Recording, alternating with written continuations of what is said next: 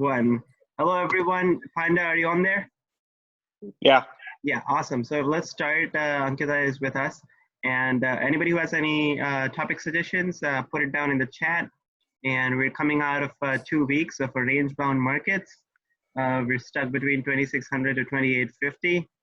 I know some of us wanted a retest slash were like not wanted, but like predicting a reset, but hasn't really gone down, hasn't really gone up. I feel we should go first straight to Ankita, who has the nerves right in the healthcare to see what she feels, how good or bad we're doing from last time we met. In terms of the healthcare aspect, I think, well, at least depends on the region you're at, but from a healthcare standpoint, I don't think there's a whole lot of improvement. But I do find it interesting how a lot of states are trying to open up. So people are gaining confidence, I think, from that sense, even though not everyone agrees. So I can't quite say, I don't think much has changed from the healthcare aspect. There are a lot of biotech companies, a lot of drugs being studied right now that I think some might, I feel like sometimes we're shooting in the dark, but I think some of them does hold some promise. So you should maybe see some biotech go up in terms of their stock prices. So on that, I guess. Yeah, so the cases have stabilized, but the new cases have not started coming down really, right, in US? And we're opening up when cases have stabilized, not really come down. So yeah, a lot of states are saying like they want 2 weeks of steady decline, or they have certain goals. So I don't think we're close to that, but people are becoming impatient. So let's see. Okay, let's take it to the markets. Let's not go individually in this round to everybody, but anybody has any strong opinions on the direction of market where we will break the range? I am just amazed by the market. Like we're in sort of a depression here, you know, like it's becoming very clear that things are not good and markets are rallying. Like I get why, like there is so much liquidity out there, so much, you know, people have all the reasons to buy stocks, but it's just like, oh man, this is insanity. But you know, I'll wait. I'm waiting. We'll see what happens. Yeah. Okay. So let's go with the first topic, which was from Nishit and Panda about oil and resorts. So let's start with oil. I'll let you frame your question, Panda/Nishit. Well, the question is really directed to Mo, and I've been reading his Instagram stories in general, but what is the future of oil from here, right? And a couple of things prompted that question to me. One, as of now, I don't think a lot of like aircraft, I don't know what the major usage is, but most of the transportations are down, right? And I guess in future, at least the automotive industry is going to move towards electric in general, and the oil demand from that is going to decrease.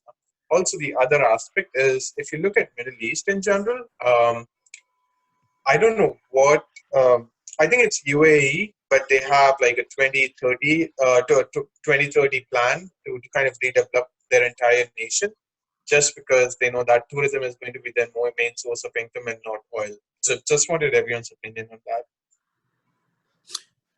Yes. So right now, the big issue in oil is oversupply in the market. There is so much oil out there. Just to, like, I would share my screen. I was just looking at it before we started here.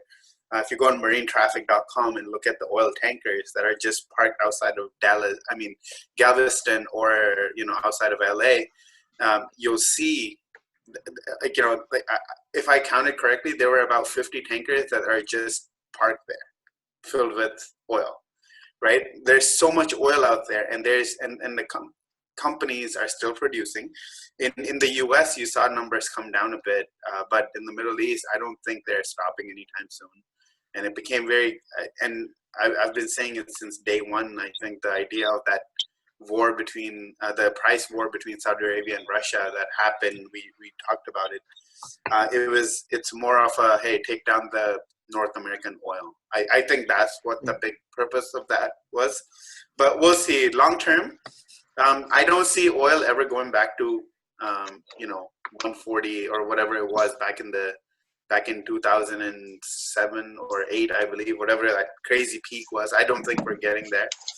We are slowly moving towards alternative energy, but a lot of infrastructure still is very highly dependent on oil. Like ships, planes, they're not becoming electric anytime soon. Or if they are, they're not. It's very they're not going to be adopted. Like it's not going to be adopted really quickly, right? Like it's a big investment. So yeah, like oil has future, but I don't think we're going back to that crazy amount unless there is like a major war where the global supply just shuts down completely. And then that's when you see shocks in oil prices. And, at the most, in my opinion, if you ever get back, would be 80. At 80, I think people will just flip the market again because there's a lot of oil. And as it goes higher, countries that have oil, they'll try to just, liquidate as fast as they can. Saudi Arabia has been trying to, like, they tried doing that, like in 2014. So, one thing my one of the followers on Instagram told me who works in oil and gas is like, so right now the problem is, at least in US in fracking, they cannot stop the production. It's not as easy as I was saying. It's not easy. Yeah, they can't just. It's not just even logistically. He's saying the tech is the way that if you stop pumping, you lose the whole reservoir. Yeah. And if that happens, you're on the negative side, you have many billions of dollars to lose, which you have evaluated the reserve to be. And versus that, you're like, let me make $500 million of losses. So you're gonna keep pumping. And so the demand I was reading last week was at 15 million barrels per week. It used to be about 100. So the demand has dropped 85%. Production cannot drop more than 10%. Well, it's the only supply controlled industry which cannot control its supply. So and that's the thing, right? Like it's a basic economics right now. There's too much supply, not enough demand. Where is price going to go? Down. Simple. But any other industry would control the supply to meet the demand. But here they cannot for many reasons. Agree completely. So stay away or move on or do anything with oil. Yeah. So last week I took a hit. I went in thinking oil would pop a little bit, and took a hit, and now I'm just sitting back and watching because it's crazy out there. Like it's so hard to predict. So let's see what happens, right? Like I know in the long term, and I'm talking 1 to 2 years down the road, oil will come back to 40, 45 is where a lot of companies become cash flow positive, and a lot of, like that's where we're gonna head to. But in the short term, I expect a lot of chaos because there's so much supply out there. So no play. Sidelines, yeah. Anything to add on that, Nishit Panda, on oil? I guess we all decided to stay away. Yeah. Probably. Well, I guess I did get into some oil companies when they hit the March lows, and I'm sitting at like 20-25% profit, but I'm not putting anything else in the market right now. Yeah, I mean, like Exxon, Chevron, those big guys, like they're going to be in business, I think, for a long term. So if you're looking to allocate some energy, like looking to allocate some capital to energy, I would go with the biggest names in the industry, and that's it. And I wouldn't go over 10% of my portfolio on that entire space, like now, like at this point. If you're going over 10%, your risk appetite is pretty high. So be careful. Got it. Yeah, that's what I did. So thanks. So next topic, let's pick the e-commerce place. So let's do one quick round, and everybody go and tell what is the e-commerce websites or apps you've been using the most or ordering the most through. Of course, there would be Amazon on the list, but let's find out ideas on what, as a consumer, we're using. So let's, Stephanie, can you hear us? Yes? Okay, so you're next, and then Panda, Nishit, Ankita, and Mo. So I'll start though. Used Amazon, Etsy, And I haven't really used any other e-commerce, like order online kind of service at all, except that. What about you, Stephanie? Oh no, hold on. One Yep, second. we can hear you. Oh, okay. Sorry, I didn't know if I pressed it or not. So one thing I've noticed is that Mark and I are trying to keep busy. And so initially we were buying things off Amazon, and then we didn't feel like ethically that was the right thing to do. However, we didn't know a better via. However, we've been supporting local businesses through their individual sites. So one of them was Myrtle Magnolia. We're thinking about Urban Jungle. My grandma is also 87 years old, and we realized that this is a time when older people, they're feeling very lonely, and they don't have a lot of activities, and they can't leave their homes either. And so we made her a personalized puzzle off of Zazzle. So I think those are just things that we've been getting into, is definitely things that are a little bit more unique, a little bit more niche, things that aren't necessarily Amazon reliant. Mm-hmm. So local businesses have their own websites and they deliver? Yes. Okay. Yeah, local businesses that deliver and personalized gifts. That's what we've been focusing on. Okay. Wanda?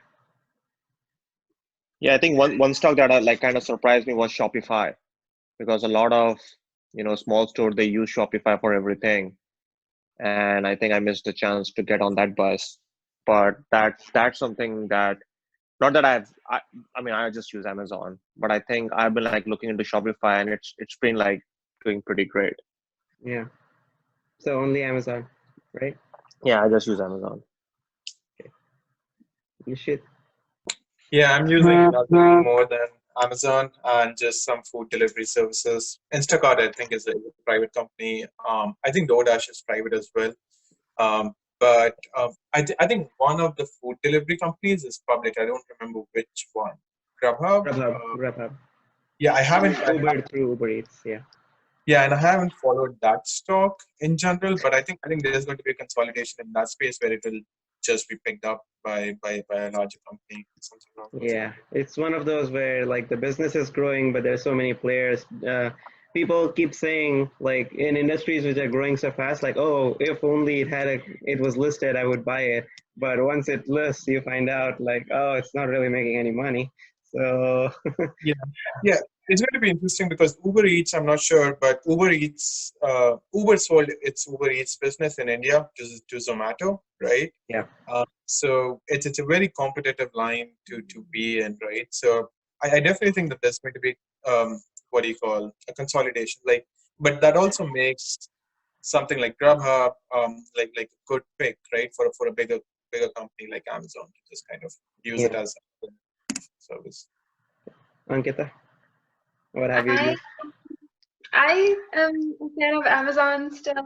I had to order more scrubs, so that's been like, hey, Amazon, send me some more scrubs. But I gave into Uber Eats recently because I was trying to avoid ordering out. But I do have Uber shares, so I kind of just gave in a little bit. But Amazon's been mean still. So Hey, try Uber Eats Pass. That's pretty good. yeah, I haven't gotten to that one yet.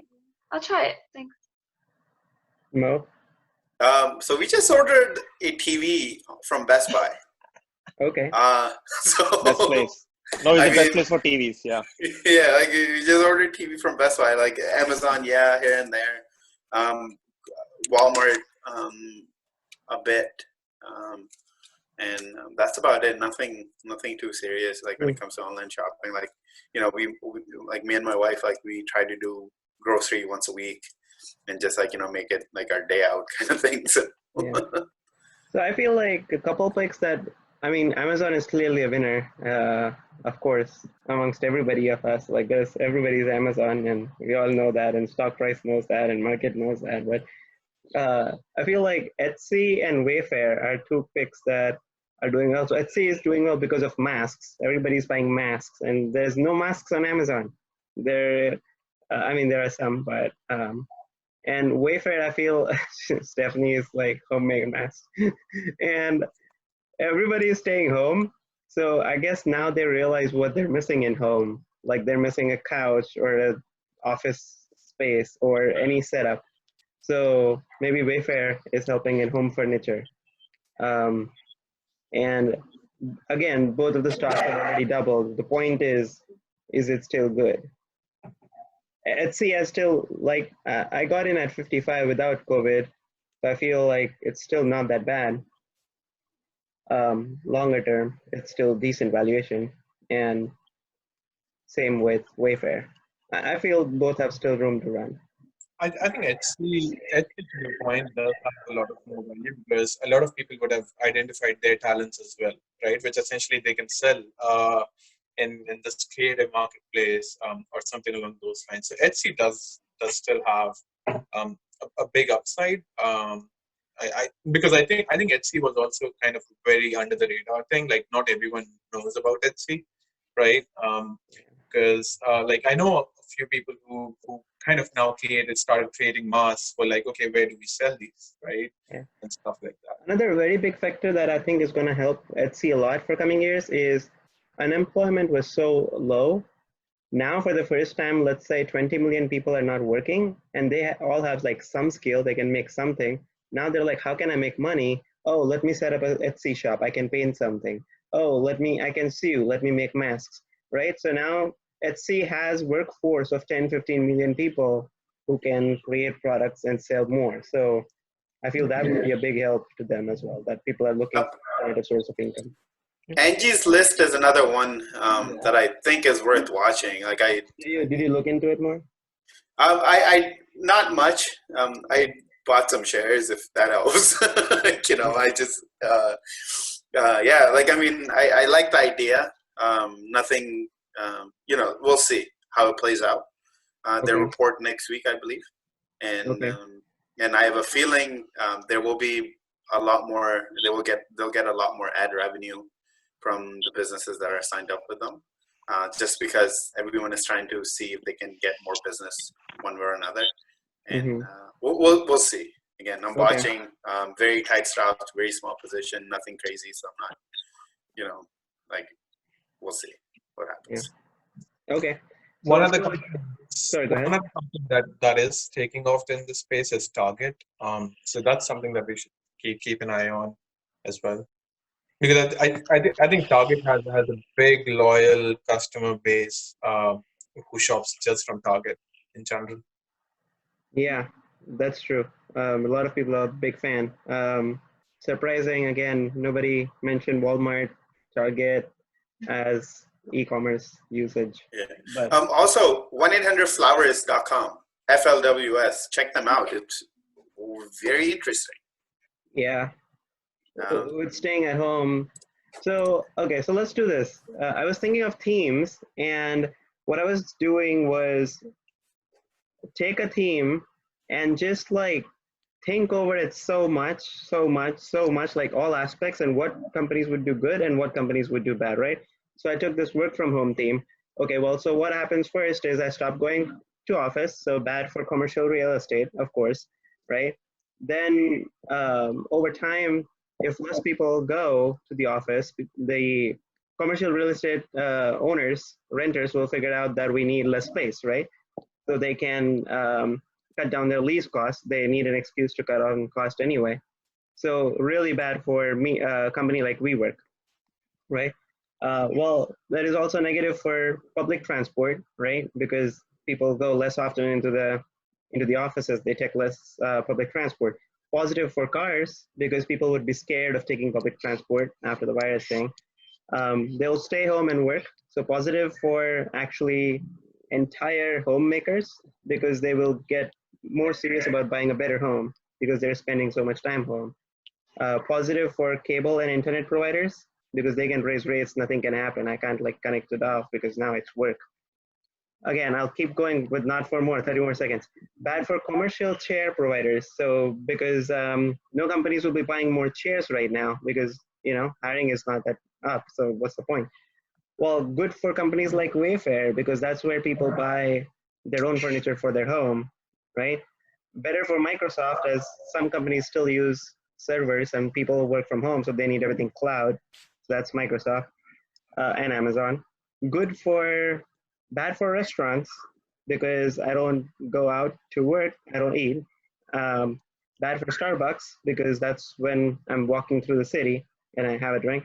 Good for grocery providers because if you stay home, you end up watching TV in your lunch when you, let's say, have a cook a dinner. So anyway, that's like entire going through one topic. What are the goods and the bads?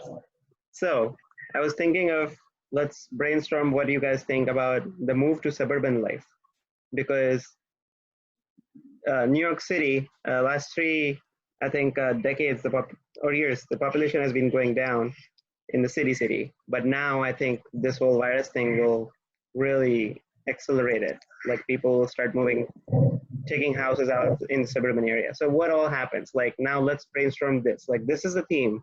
Now who all is it positive for and who all is it negative for? Anybody? Could you repeat the question again? So the trend is move to suburban life. We can debate if it's going to happen or not, but most probably like the city concentration will go down because some people will want to get away. I was hearing a podcast where it said people pay so much higher rent in Manhattan and they would realize that, hey, I can't with social distancing, my social life is not that good. I'm paying so much higher rent and I have no space to walk within my house. So those people will start moving out to suburbs. So in this trend, who are the winners and who are the losers if we like go as deep? I think even like I read something today and it said like a lot of people have started buying houses than renting, even in this economy. Like I know two friends who just bought house. So I think a lot of people are moving into suburb areas because of that reason. Either they are like, okay, it's apartments, so things get closed or whatever, or they're close to the people, so they don't get their freedom. Good for And also the rates are low. Yeah. So good for housing companies. Yeah. Next. Yeah, I think social life is not going to be the same after this. It's pretty much going to take a while, if at all, to get back to what it used to be.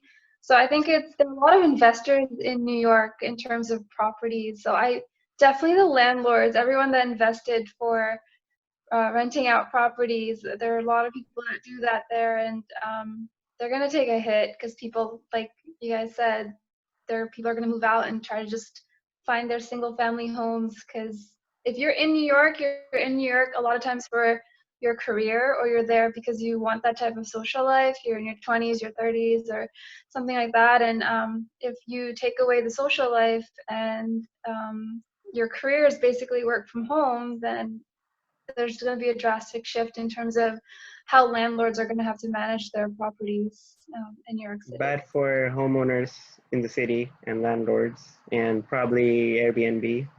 Yeah. Because the people who do Airbnb wouldn't be able to earn a lot, so there would not be a lot of supply coming in, I guess. Yeah. Home construction supplies companies like Home Depot, Cent, all those companies, they might do well because Home Depot tends to open up shops when there's big development coming up. So 3 days back, this good housing number came out, and everybody, what we're talking about now, the market figured out like just 3 days back. Like 3 days back, Home Depot started going up 5% or 4% every single day. Housing companies are going up for like last 3-4 days. Like this is what market has, I think, caught about like late last week. So we may agree that maybe this is not too late if we believe this is going to happen. But I'm a little bit on the fence about the housing market just yet, just because you also do have to balance it with the amount of unemployment we're seeing. So how many people are actually going to be willing to take that risk? I mean, definitely moving out of New York City is, a thought given the cost of rent in New York City. But overall, in terms of the unemployment rate rising, how many people are going to be willing to take that risk and put down a down payment and take on a mortgage for a house? I'm a little bit curious to see how the housing market, or how it's going to shift in terms of That's a demand. very good point. Markets have a very intensity to get bullish, so maybe hold. Let's watch the lending numbers that come out from the banks, right? Like the banks, if they don't give out mortgages, housing market doesn't go anywhere. Fed can lower the rates, yields can decline all they want. If banks don't lend, nothing happens, and that's where you got to watch the lending numbers. And if I'm not mistaken, I read the mortgage application number last week. I think it was last week, Wednesday. There was a decline. I think it was like a 15-year low in March or something. So it was something ridiculous. But I get it. Like banks wouldn't lend in this environment. Yeah, I think a lot of banks have changed their criteria. Yeah. Like for the score and everything, they are not giving loan to everyone. Yeah, in Canada especially, I know for a fact. I've talked to several friends in real estate at banks. They've made it very clear that banks are just holding on and waiting. They're not lending to anybody, and if they're only lending to someone who has, it's just no risk candidate, which is very rare in these environments. Hey, Mo, wouldn't Fed come in?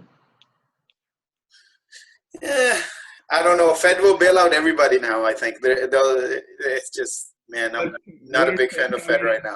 Start loaning out and lower their criteria and giving out home loans and. Yeah, well, in Canada they're doing it, right? Like, because Canadian home prices went through the roof, so the federal government came out and they said, if you're a first-time home buyer, we'll give you 10% of your down payment.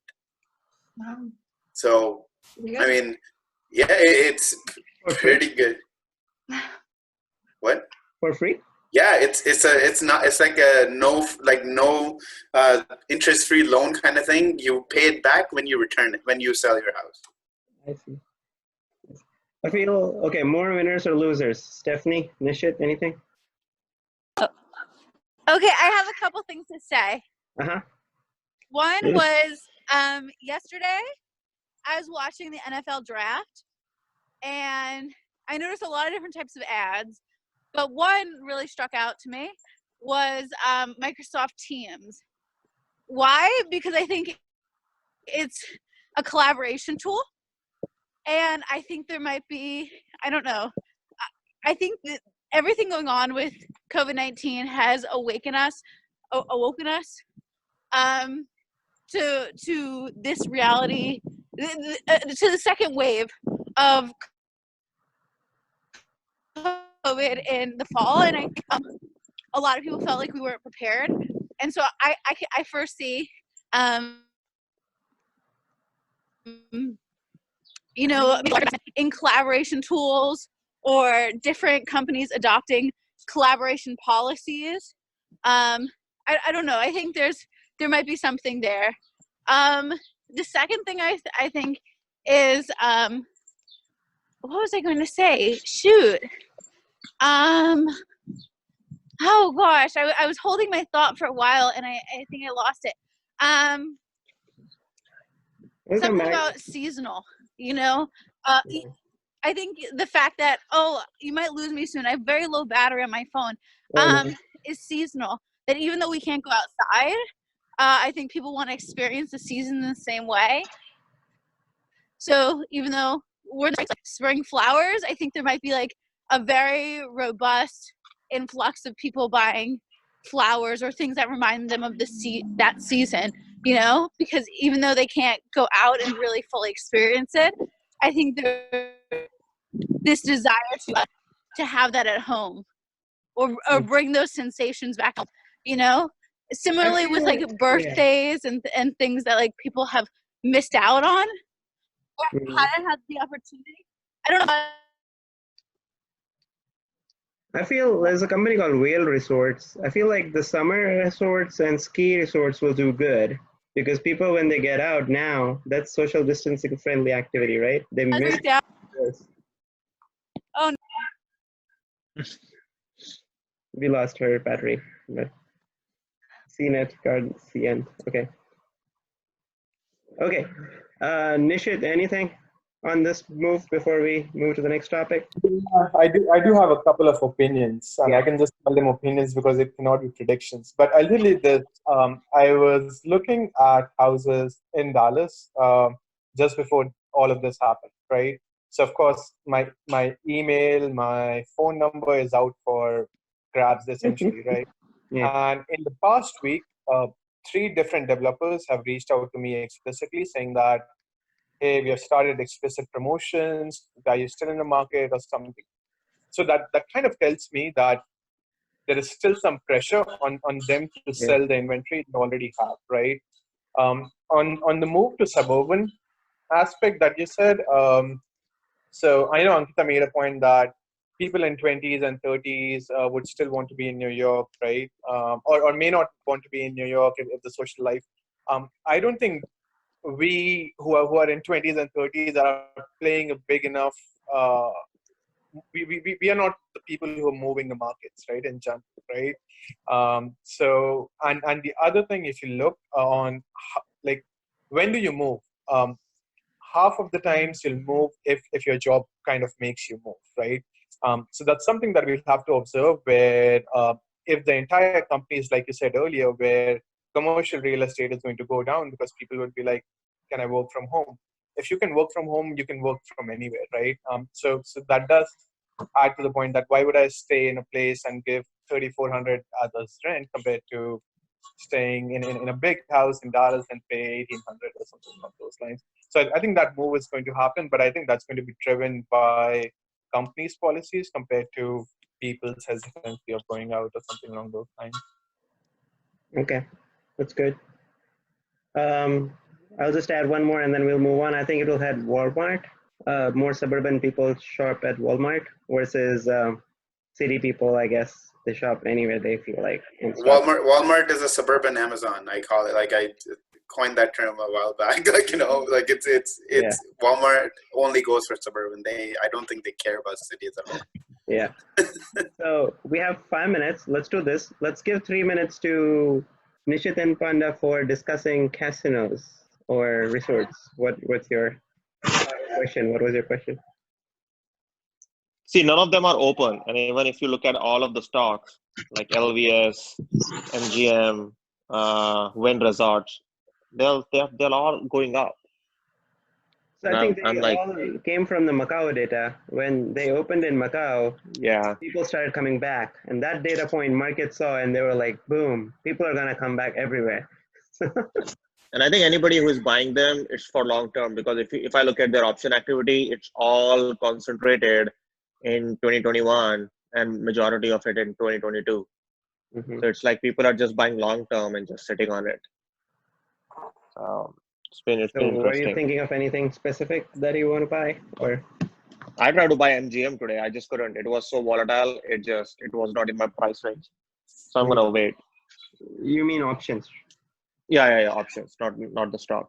I mean, even though MGM stock is pretty cheap right now, but maybe not. I'll stick with options. Stay away just because they have like very high fixed costs with the properties and everything. So unless we're clear of the second wave, stay away a little bit. What about you? I don't think anyone is going to give them bailout. Like if they ask for a bailout, no. Like, I want to see that happen. Like how that's going to turn out.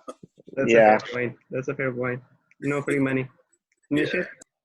Yeah, casino is interesting because I think last year I had been following a lot of casino stocks, and I think they've been losing money for a while, right? In Vegas casinos. But if you think about, I mean, the stocks have gone down by like 60%, right? If you look at MGM or even Wynn, right? And casinos is something. Gambling is something that it's more like an addiction, right? So unless people who are sitting at home and treating that as a rehab, right, and stop kind of stop gambling at all, or kind of have an introspection that okay, they're not going to gamble anymore. There's nothing that stops in that industry. In general. What about people starting playing online poker and then they're in the habit of it? Well, I was thinking about that. I think if you think about it. Wynn or MGM, they might come up with their own online portals. But like online gambling is not legal in all states, right? So that's a big regulation that you'll have to figure out, right? Sports betting is legal. A lot of online betting is getting legal. So I guess that would get speed now. It will get more legal pretty soon, given what is going on. And Yeah, but you can only drop off the person. No one's sitting there with stuff that you have. okay, so Nishit, are you buying something in casinos? Any specific thing? Well, I need to read more about that. I need to read more because I would be buying casinos who have properties, right? No. Like who have real estate behind it and not just kind of Yeah. running on a debt. So I'll look at the debt of So let's do this. Next time we come back, everybody do homework on one company. Mo, just because you've mentioned it twice, you're on your hook of Angie's list. You got to do more homework on Angie's list. Yeah. Nishit will come up with his pick on which casino stock we should consider. Sound good? Yeah. Yeah. Okay. Yes, I got one more. ULBI. Like that's something that just popped up today. Give us a 40-second pitch. Battery maker makes batteries for medical supplies and other defense equipment. They are very clean balance sheet, very clean, like super simple management. Just great financials, and nobody's following them. Okay, we'll look into ULBI for sure. Thank you for that, Mo. Now, real quick, we got 1 minute.